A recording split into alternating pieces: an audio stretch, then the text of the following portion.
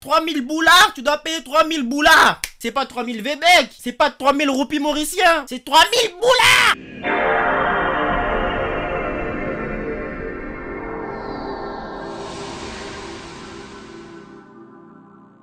Ah, semble à Céline, elle fait des dégâts comme Katrina. Yeah, préfère Delmanana. Yeah, préfère Delmanana. Yeah, elle me dit qu'elle veut pas de moi. Yeah, je vais la contacter tous les mois. Yeah, préfère Delmanana. Yeah, je vais faire Delmanana. Yeah, j'en veux tous les jours. Yeah, yeah, j'en veux tous les jours. Wagwan YouTube, ça dit quoi l'équipe? J'espère que vous allez bien, comment ça va, alhamdoulilah. Vous connaissez votre boug. Aujourd'hui c'est encore React parce que j'ai la flemme de faire une vraie vidéo. Voilà, je vous l'avoue aujourd'hui les refs, j'ai la flemme. J'ai des vidéos décrites, hein. J'ai des scripts qui sont finis pratiquement, tu vois. Mais l'environnement dans lequel je suis actuellement me donne extrêmement la flemme de tourner. Écoutez, pour l'instant, en tout cas pour cette semaine, je vais vous bombarder de React. Voilà, vous serez servi en termes de React. Mais pour ceux qui sont plus fans des autres types de vidéos, des autres types de contenu, va falloir attendre, c'est en cours de production. Il faut que je me trouve en fait un endroit plus tranquille pour tourner, parce que ici il y a des travaux, il y a mes frères dans la pièce et tout, c'est pas super intéressant. Donc ouais, Akil, t'as chopé où ton maillot et tout? Ah ça, vous voulez que je vous donne le plug? Les gars, je vais vous donner le plug, hein. C'est mon gars IB, ajoutez-le sur Snap. C'est lui qui m'a passé le maillot et tout, Mexique, tu connais. Ah, il est trop stylé les refs. Il est trop stylé. Si vous aussi vous voulez couper votre maillot les refs, si vous voulez être frais comme le flopman que je suis, allez contacter IB, soit sur Snap, soit sur Insta. Je crois que c'est plus sur Snap qu'ils vendent les maillots, donc contactez-le sur Snap et chopez-vous votre maillot les refs. Faites-vous plaisir. Vous pouvez même demander des flocages si vous voulez, genre vous mettez derrière, ouais, flopman. Bref, ceci étant dit, aujourd'hui on regarde la vidéo de Entrepreneur Mindset, payer plus tard, le piège qui détruit des millions de jeunes. J'ai vu sur la miniature, il me semble que ça parle des paiements en plusieurs fois. Les refs, il me semble que ça c'est une combine de ouf pour les gens surtout qui ont voilà, ce problème d'achat compulsif, tu vois. C'est vraiment pas ouf comme moyen de paiement. En fait, toi quand tu vois ça, tu vas te dire ouais, en fait toi dans ta tête tu dis ça va te faciliter parce que là tout de suite t'as envie du produit mais t'as pas l'étal pour te le payer. Des fois t'as carrément le commercial qui va te mettre en fait ce sentiment d'urgence pour que tu achètes le produit même si t'as pas les moyens, et il va te donner la solution, ouais, payer en plusieurs fois. J'ai compris plus tard que il me semble que quand tu payes en plusieurs fois, tu payes plus cher que si tu payais en une fois, parce que je crois ils prennent des intérêts, parce que en gros quand tu achètes le produit et que t'as pas fini de le payer, bah, eux derrière ils l'ont payé quelque sorte, tu vois, ils ont payé le produit. Ça veut dire je crois ils prennent plus que ce que tu dois payer de base. Et si ça s'avère faux, on verra dans la vidéo, mais il me semble que c'est ça. Donc les refs, on va passer à la vidéo. Trêve de blablaterie, voilà. Installez-vous confortablement, petite boisson, petite collation. C'est parti, let's go, j'ai envie de vous dire. Deva fixe sa lettre de banque, les mains tremblantes. 6300 $. Elle a 32 ans et ne comprend pas comment elle a pu en arriver là. Tout a commencé avec un petit bouton rose. Sur son application de shopping préférée, il brillait. Acheter maintenant, payer plus tard. Elle se disait que c'était malin. Payer 30 $ aujourd'hui, 30 autres le mois prochain, ça avait l'air de ne rien coûter. Et Klarna, cette appli suédoise, vendait l'idée d'un paiement simple, fluide et presque amusant. Sauf qu'au fil des mois, les achats se sont empilés. Des robes qu'elle ne met plus. Ça a vraiment un aspect de dette ce paiement plusieurs fois, tu vois, c'est hard, parce que si tu les cumules, pour donner un exemple là, c'est comme si tu avais des factures de téléphone et des factures de téléphone et des factures de téléphone que tu rajoutais comme ça, tu rajoutais, facture de ci, facture de ça, facture de ci, tu rajoutes des dettes en fait, c'est une dette. Plus, des repas livrés déjà oubliés, des gadgets inutiles. Et un matin, les prélèvements ont commencé à pleuvoir. Un petit montant ici, un autre là, jusqu'à ce que son compte ressemble à un bateau percé. Petit à petit, Klarna a tout aspiré, comme un trou noir. Au début, Deva pensait pouvoir gérer. Mais aujourd'hui, chaque notification bancaire lui donne la nausée. Alors, les refs, si vous avez pas l'étal, achetez pas les refs. Si vous avez pas l'étal, achetez pas. Vraiment. Ce que ferait tout millénial au bord du gouffre. Elle raconte son histoire sur TikTok. I have $6,300 in minimum payment. Ah, c'est elle. You heard that right. En 24 heures, la vidéo explose. 2 millions de vues. Et sa boîte mail est inondée de témoignages. Moi aussi, Klarna m'a ruiné. J'ai 15 000 $ de dette Klarna, je ne dors plus. 15 000, wesh. C'est ce qu'on peut faire avec... Je crois que c'est 14 000 à peu près. 14 000, je crois. 14 500 euros, on va dire. Tu sais ce qu'on peut faire avec 14 500 euros? C'est abusé, wesh. C'est abusé. Et je suis sûr là que derrière, t'as des gens, quand ils ont vu en fait que ça les mettait dans le mal, ils ont essayé de se faire rembourser le produit, genre de le rendre. Sauf que je suis sûr hein, que la personne derrière l'appli, il aura déjà pensé. Moi, je me mets à la place du mec qui a créé Klarna. Je me mets à la place de la personne qui a créé Klarna. Je vois en fait tout cet argent que les gens me doivent. Je vais pas essayer de leur apporter une solution. Moi, je vais faire rembourser le truc. Il me faut métal. Il me faut métal. On t'a envoyé le produit, il me faut métal. Ça veut dire, je pense que les gens qui ont eu l'idée de se dire, vas-y, je vais essayer de me faire rembourser et tout, et de rendre le produit, je suis pas sûr que ça fonctionne. Je suis vraiment pas sûr que ça fonctionne. Mais on verra. On verra peut-être que on a essayé de faciliter certains, je sais pas. Tape a détruit ma famille. Deva réalise qu'elle n'est pas seule. Elle fait partie d'une armée silencieuse. Des millions de jeunes piégés par le même petit bouton rose. Pendant que ses victimes étouffent sous les dettes, Sébastien Semiatkowski, le CEO de Klarna, contemple son empire. Et une question commence à le hanter. Est-ce que j'ai créé un monstre? Ben non mon gars, wesh, ben non. En fait, je sais pas si mon gars Sébastien il doit se sentir mal. Parce que lui en fait il a vu une opportunité, il a sauté sur l'opportunité. Et c'est les gens en fait ils savent pas s'arrêter, tu vois. Et t'as des gens ils achètent des trucs qu'ils ont même pas besoin. Pour moi je serais à sa place. J'aurais pas non plus essayé de rendre la vie des gens invivable au point de les pousser vraiment à acheter. Même si je pense que c'est exactement ce qui se fait, tu vois, quand tu fais des pubs et tout, c'est exactement ce que tu veux qui se passe. Mon gars, si les gens mordent, c'est pas ma faute, wesh, c'est pas ma faute, ma gueule. Tu sais pas t'arrêter, tu sais pas t'arrêter. En mai 2025, il aura sa réponse et elle va le traumatiser.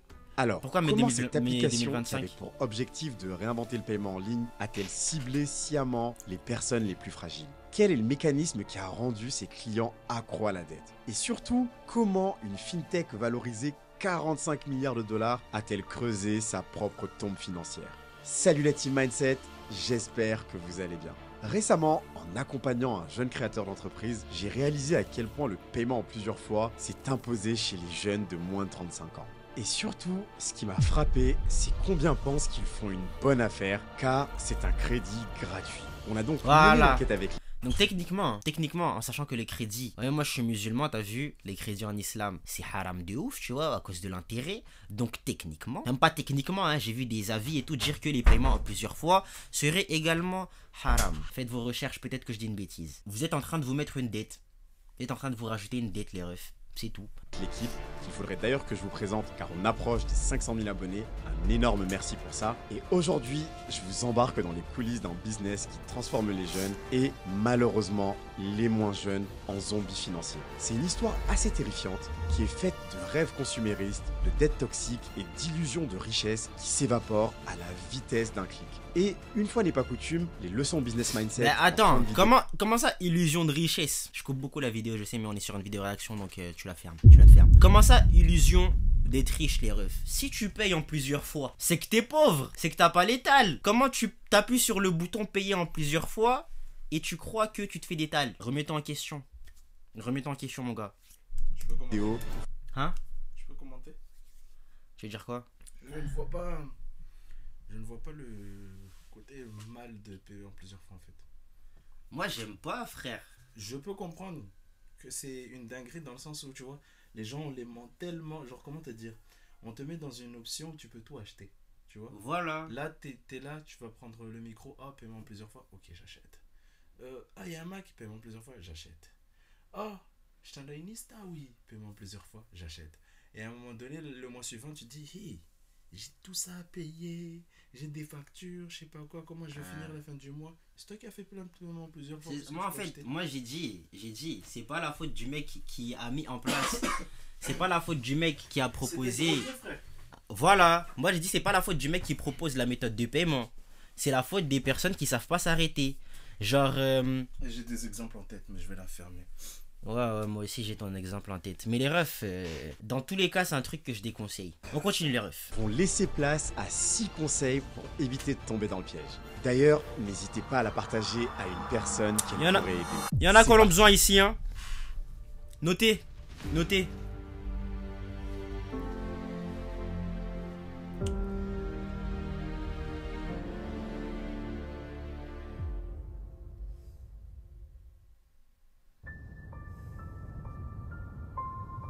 Moins 8 degrés, la neige sale colle au trottoir. Dans les couloirs chauffés de la Stockholm School of Economics, le concours d'entrepreneuriat bat son plein. 3 étudiants s'avancent. Sebastian Sematkowski, 23 ans, ex-caissier chez Burger King.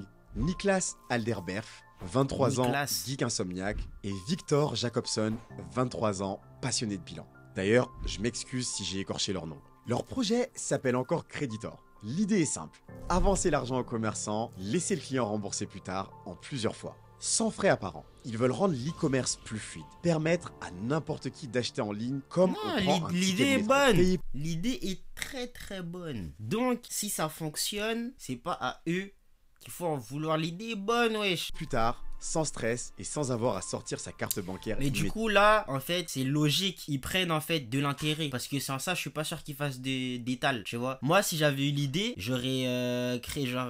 je me serais dit, pour pas en fait rendre le truc haram, parce que en islam, le truc interdit, c'est vraiment l'intérêt, tu vois. Genre, demander à quelqu'un qui te rembourse plus que ce que tu lui as prêté. Moi, j'aurais proposé un système de commission, tu vois. En mode, l'entreprise, le commerce qui veut avoir Klarna en fait, ou Creditor au moment où ils l'ont créé, genre ça s'appelait comme ça. L'entreprise qui veut proposer en fait ce truc en plusieurs fois et qui veut passer par nous, je lui dis ouais, par mois tu payes tant, tu vois. En mode, le client, celui à qui on va arracher des tales, c'est le commerçant et pas la personne qui paye. Après peut-être ça se passe comme ça, hein, écoute.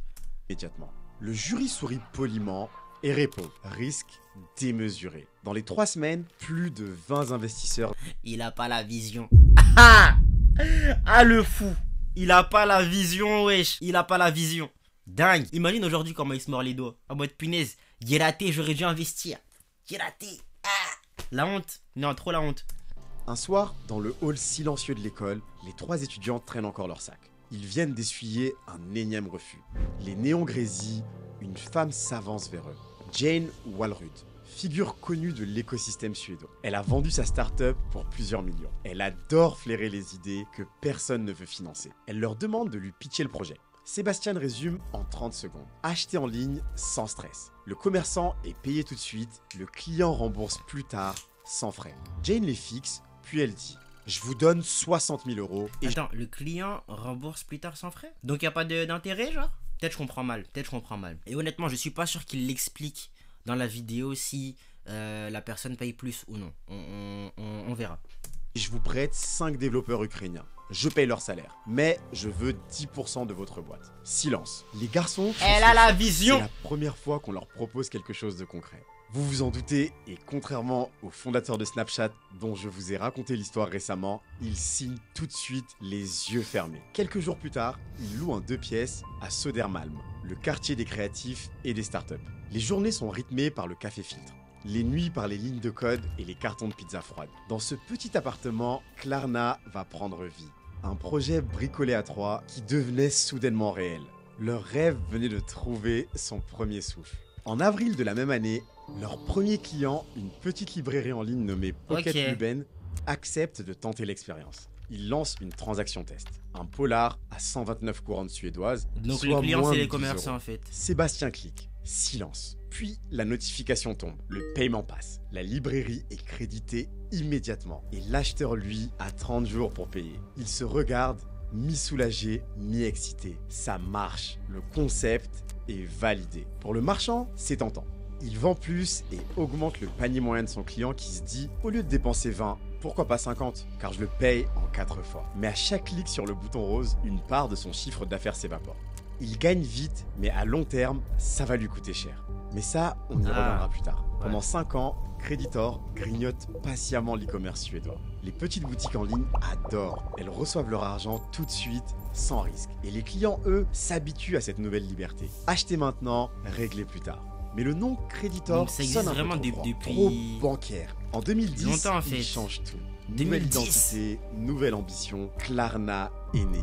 Un bouton rose commence à apparaître sur les sites marchands. Vous savez que c'est pas anodin, hein. Le choix de la couleur, le choix du nom, tu vois, c'est vraiment pas anodin. Parce que, je sais pas, le rose, il fait ressentir quoi chez les gens? Mais c'est des les choix de couleurs sur les applications, sur les logos, sur tout ce que tu veux. C'est vraiment pas anodin, c'est fait exprès. Là j'ai un exemple tout bête. Il me semble que le rouge comme le rouge de McDo, le rouge de KFC, ça donne faim à Skip. Ça donne faim. Donc certains restos font exprès de mettre du rouge sur leur logo.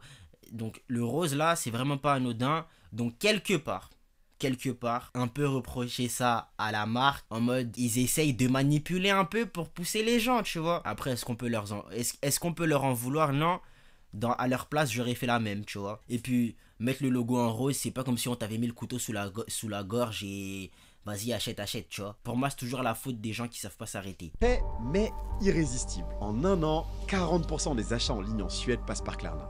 En juin 2021, le fonds d'investissement de SoftBank débarque avec un chèque colossal, 639 millions de dollars. La valorisation de Klarna explose, 45,6 milliards. Sébastien, au sommet, prend son téléphone et tweet fièrement. La révolution du paiement ne fait que commencer. Pour fêter ça, Klarna recrute à prix d'or A$AP Rocky, un rappeur et mannequin américain pour la campagne mondiale Get Smooth. Dans la vidéo, il glisse au ralenti sur un tapis rose, carte Klarna à la main.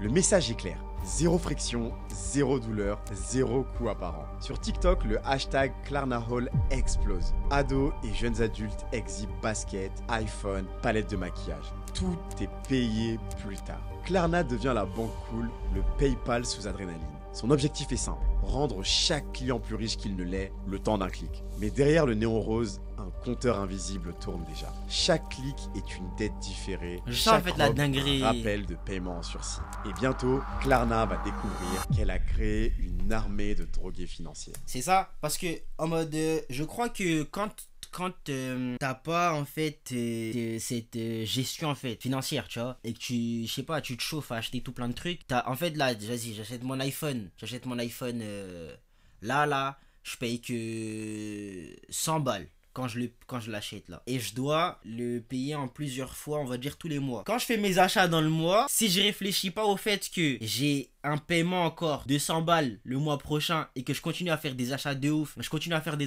le même mois, le mois d'avant, je vais pas réussir à payer, tu vois.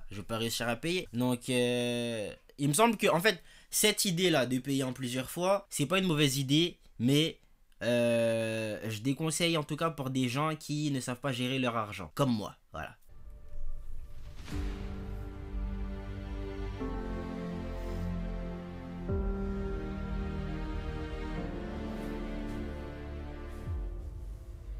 Ah, c'est récent, hein. Clara Morel a 26 ans. Assise sur son canapé, elle scrolle sur Zalando quand une alerte clignote. Ta veste en cuir est à moins 30%. Elle ajoute la veste, 249 €. Elle ajoute aussitôt des baskets à 129 €. Puis, sur un coup de tête, elle glisse dans son panier une paire de lunettes Gucci à 389 €. Bon, ça aurait pas pu arriver à un abonné entrepreneur mindset, car vous savez à quel point 89 €. 389 € les lunettes. Le problème, c'est toi. Non, Clara, écoute-moi bien. Le problème, c'est toi. Voilà. Tu vas faire quoi avec des lunettes à 389 €? Elles font quoi de plus? Les lunettes à 389 €, elles font quoi en plus? Est-ce que tu arrives à voir dans le futur avec des lunettes à 389 €? Le problème, c'est toi. Si là, tu te retrouves avec des dettes de ouf, c'est toi le problème. Des baskets à 129 €, ça se tient de ouf. La veste à 249 €, j'espère elle tient chaud. Si elle tient chaud, ça se tient. Mais les lunettes, ma gueule, les lunettes! J'espère avec t'as jamais froid aux yeux, wesh. Clara, tu joues à quoi, wesh? T'as pas l'étal. Bon, ça aurait pas pu arriver à un abonné entrepreneur mindset, car vous savez à quel point Gucci vous arnaque. Mais revenons-en à Clara. Je vais m'abonner, comme ça m'arrivera pas. Il a dit ça arrivera pas aux abonnés des entrepreneurs mindset, donc je m'abonne. On assure son derrière, l'équipe, qu'est-ce que vous voulez que je vous dise? Allez vous abonner aussi si vous voulez pas que ça vous arrive. Au moment de payer, le petit bouton rose s'affiche, paiement en 3 fois Klarna. Un clic, aucun code de carte, un tiers du montant débité immédiatement. Le colis arrivera jeudi, la deuxième échéance ne tombe qu'un mois plus tard. Clara en est déjà à sa 6e commande fractionnée depuis janvier. Une télé OLED, 2 billets de concert, 6 livraisons Deliveroo. La note cumulée atteint maintenant 3850 €.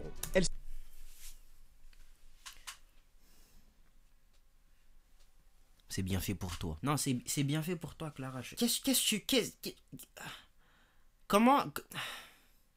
J'ai même pas les phrases. 3000 boulards. 3000 boulards, Clara. Je suis sûr que c'est même pas ton loyer. 3000 boulards, tu dois payer 3000 boulards. C'est pas 3000 Vébec. C'est pas 3000 roupies mauriciens. C'est 3000 boulards. Clara, wesh. Vous mariez pas avec une Clara. Faut pas vous marier avec une Clara, les refs. Wesh. Assure, je rembourserai. Pourtant, en France, un client sur deux qui utilise cette méthode règle au moins une mensualité en retard d'après Views. Et ce marché pèse désormais 12,7 milliards d'euros dans l'Hexagone, avec une croissance de 11% par an, d'après Yahoo Finance. Et le profil des accros est connu. Génération Z ou jeunes milléniaux. Revenus annuels proches du SMIC. Des jobs précaires. Donc, ok. Donc tu gagnes 1400 et tu te permets en fait de te mettre des dettes de 3000 boulards. C'est chaud les refs, c'est très très chaud. C'est très très chaud. Si vous n'avez pas les moyens, ne le payez pas le truc. Ne le payez pas. Ne rentrez pas dans cette illusion que vous avez les moyens et que vous allez payer plus tard, wesh. Stage, petit contrat ou premier salaire à peine suffisant. Leur budget est déjà étranglé par l'inflation. Chaque plein d'essence, chaque panier au supermarché ressemble à un coup de massue. Alors, quand le petit bouton rose payé en 3 ou 4 fois apparaît, c'est comme une porte de secours. Un moyen de se faire plaisir sans regarder son compte tout de suite. Un smartphone, une paire de sneakers, un rouge à lèvres de luxe. L'achat devient instantané. Le prix, lui, va se diluer en petites mensualités presque invisibles. Et très vite, ces petits montants s'empilent. Jusqu'au jour où la somme totale explose. C'est toujours la même histoire. Pour ouvrir une ligne Klarna, il suffit d'une adresse, d'un numéro de mobile et d'une carte. La solvabilité n'est qu'un algorithme éclair. Par contre, si Clara rate une seule échéance Klarna, tout bascule. D'abord, une notification douce tombe 2 jours avant la date limite. Le jour J, si le prélèvement échoue, Klarna réessaie automatiquement quelques jours plus tard. Puis viennent les frais fixes. 3 € si le total est inférieur à 100 €, 5 € entre 100 et 200 € et 8 € au-delà des 200 €. Chaque paiement raté ajoute des frais à la facture suivante. Si Clara ignore plusieurs relances, sa dette peut être transmise à un cabinet de recouvrement et son compte Klarna sera bloqué. Et le vrai danger arrive au-delà de 100 € par échéance. Un incident peut être signalé au FICP, le fichier des incidents de crédit de la Banque de France, pour 5 ans. Klarna ne récompense jamais les paiements à temps, mais le moindre retard peut marquer votre dossier à vie. Mais la startup prend aussi des coups. Au premier trimestre 2025, Klarna a déclaré 136 millions de dollars de pertes liées aux impayés. Hey!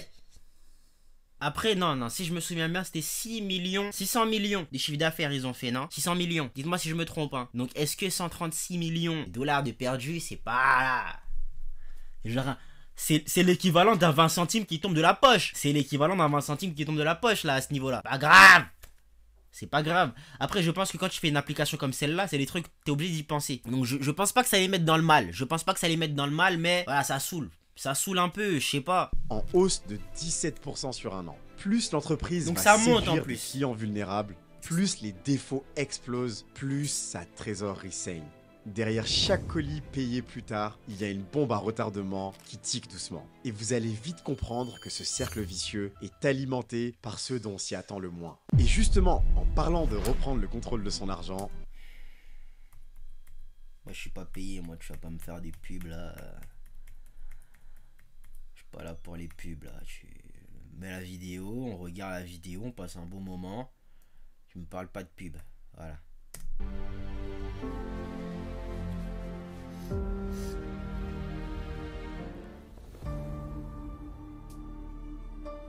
Les couloirs de Bercy sont encore éclairés malgré l'heure tardive. Dans une salle de réunion, des dossiers rouges estampillés, paiements fractionnés, s'entassent sur la table. Un conseiller se tourne vers la directrice de cabinet. Comment on a pu laisser ces mini-prêts passer sous le radar et créer l'illusion du crédit facile? Car oui, cette illusion a grossi plus vite que n'importe quel service financier. En France, le paiement fractionné a explosé. 12,7 milliards de dollars en 2025, avec une croissance de plus de 11% par rapport à l'an dernier.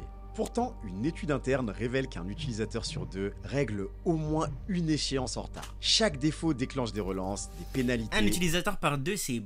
Un utilisateur sur 2, pardon, c'est beaucoup. C'est la moitié des utilisateurs, en fait. C'est une dinguerie. Et parfois, un signalement au FICP pour 5 ans. En un clic, une paire de baskets peut se transformer en trace durable. Signalement au FICP pour 5 ans. Attends. En un clic... C'est pour ça, là, tu t'endettes. C'est pour des chaussures dégueulasses comme ça, tu t'endettes. Mettez-le en prison.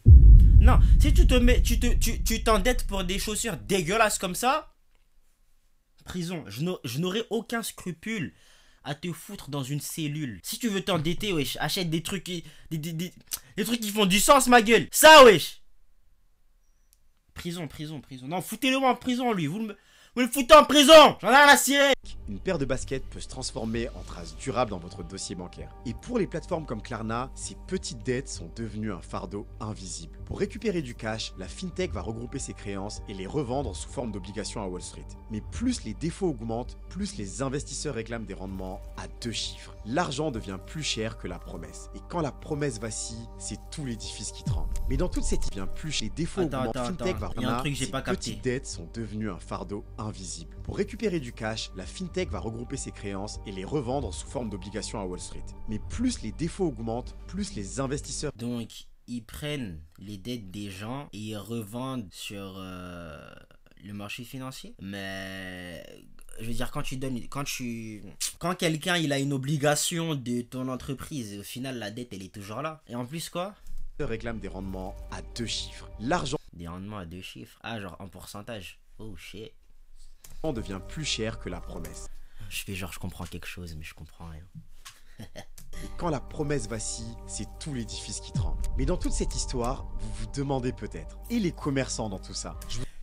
Et les commerçants dans tout ça? On parlait plus tôt, au début, ils ont tous vu Klarna comme leur ange gardien qui leur permettait d'augmenter facilement leurs ventes. Ouais. Et c'est vrai, ils encaissent rapidement l'argent, augmentent leur panier moyen, Ouais. mais à un prix élevé. Klarna leur prélève entre 3 et 7% par transaction, soit bien plus que les frais des cartes classiques. Mais le pire, c'est qu'en cas de retour et de litige, certaines plateformes vont répercuter aussi les pertes sur les marchands qui se retrouvent à absorber les frais de recouvrement. Le résultat, c'est que la promesse de booster la conversion cache souvent une réalité plus amère. Les marges fondent et la dépendance à ces solutions s'installe. J'ai pas compris.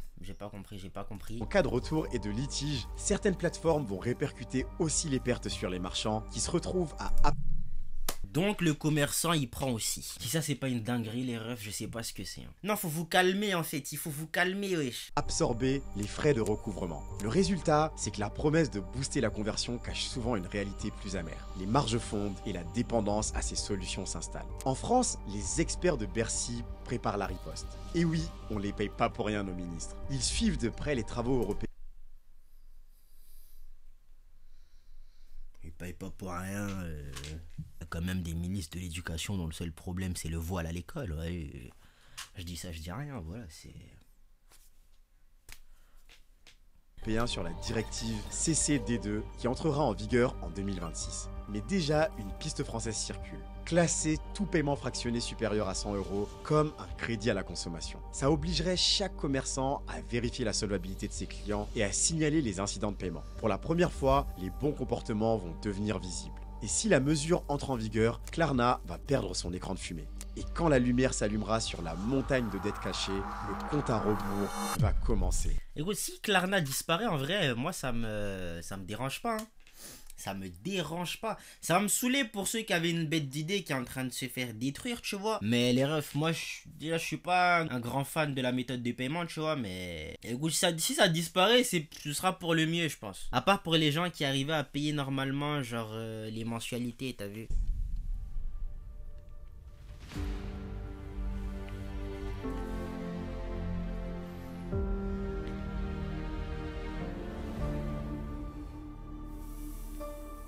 Au 8e étage du siège de Klarna, les stores filtrent une lumière grise. Sur l'écran de visioconférence, le CFO affiche les résultats du trimestre. C'est quoi un CFO? Chief Financial Officer. A pour responsabilité de gérer les finances de la société dans laquelle il est, voilà. Bon. Personne ne parle. Les cadres gardent un masque de politesse. La valorisation est tombée de 45 milliards de dollars à 6 milliards en moins de 2 ans. Je sais pas réellement ce que ça représente, tu vois. Mais c'est beaucoup d'argent. Pertes sur créances viennent de franchir 136 millions de dollars en 3 mois, soit 17% de hausse sur un an. Ouais, les ça, tu l'as déjà dit, investisseurs exigent une cure d'amaigrissement immédiate. 150 licenciements tout de suite. La phrase... Quoi? Une cure d'amaigrissement immédiate. 150 licenciements tout de suite. On vire les gens comme ça? C'est quoi ce délire? La phrase claque dans la salle vitrée. Un manager ose répliquer. Couper les équipes ne servira à rien si les clients ne payent plus. La fuite de cash ne vient pas des salaires. Elle vient de chaque petit colis payé plus tard.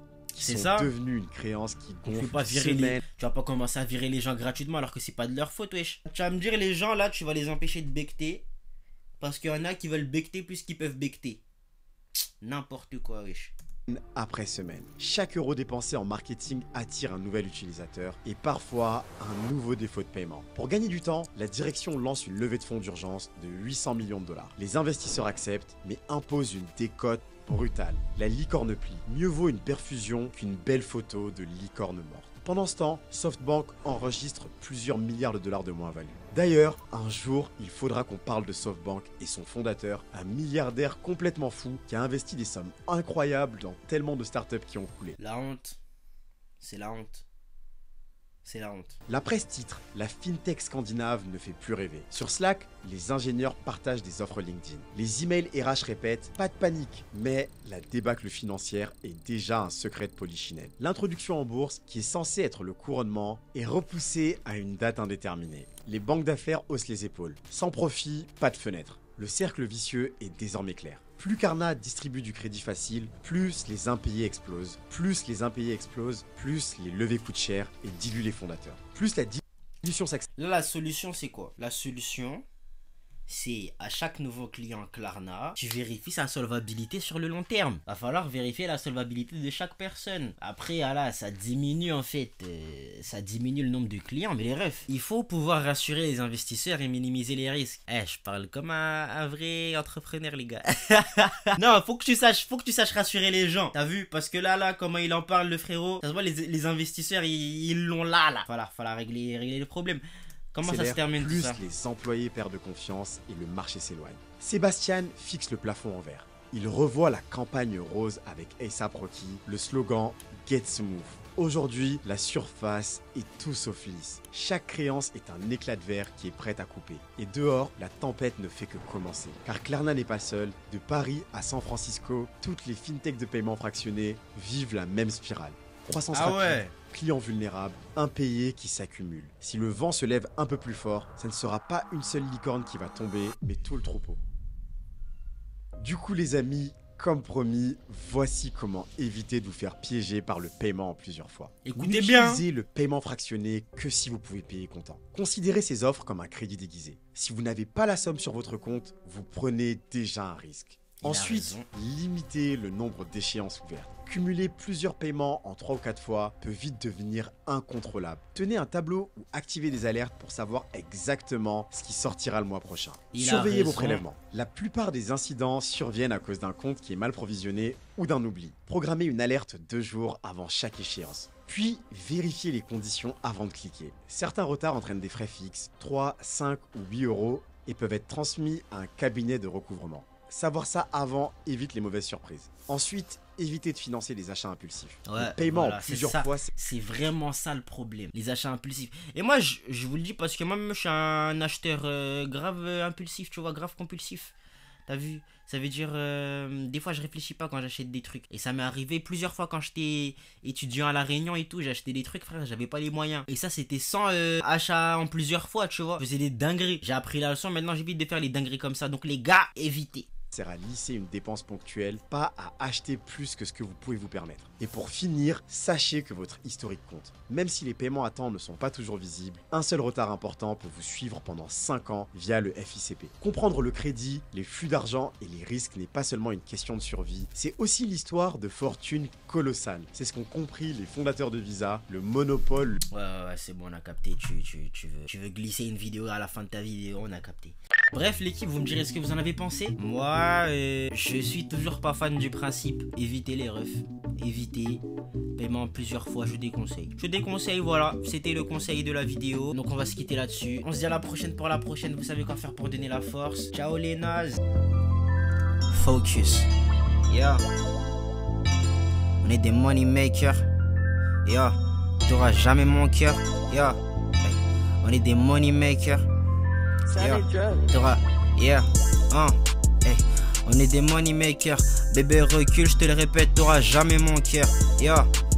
Je te dis ça de bon cœur. Yeah. L'argent se lève et on le fait de bonheur. Yeah. J'ai pas de porte-bonheur, je compte que sur mon taf. et je suis toujours à l'heure. Yeah.